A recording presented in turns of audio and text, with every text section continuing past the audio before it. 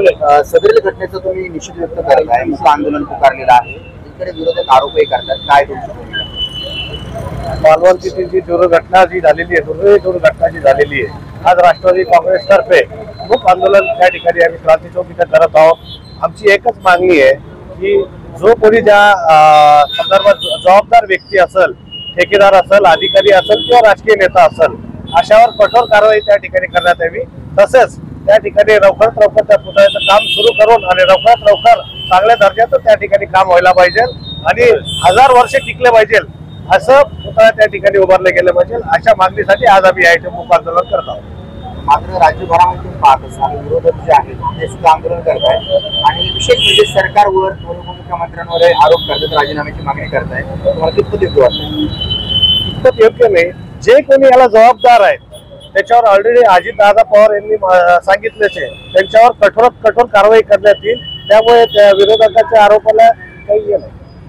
काल अजित पवार एका मुख्य कार्यक्रमात त्यांनी घोषणा केली, त्यानंतरच राष्ट्रवादी जागायचं म्हणतात म्हणून आज आंदोलन करताय। घटना घडून अहमदपूरला दादांनी 13 कोटी जनतेची माफी तर मागितली, परंतु शासनाने जो दोषी असेल त्याला कडक ते कडक शासन हो यासाठी मुख्य मोर्चाचे राज्यस्तरीय राष्ट्रवादीने हा निर्णय घेतला।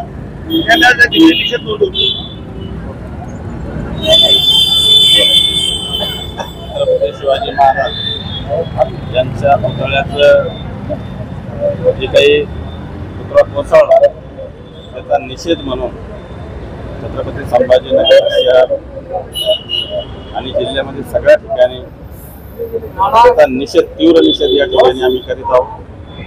छत्रपती शिवाजी महाराज यांचा इतिहास हा देशात नाही तर जगामध्ये प्रसिद्ध आहे आणि ते हिंदवी स्वराज्याचे संस्थापक असून ते आमचं दैवत आहे आणि हा जो काही प्रकार घडला याचा राष्ट्रवादी काँग्रेस पक्ष जाहीर निषेध करतोय।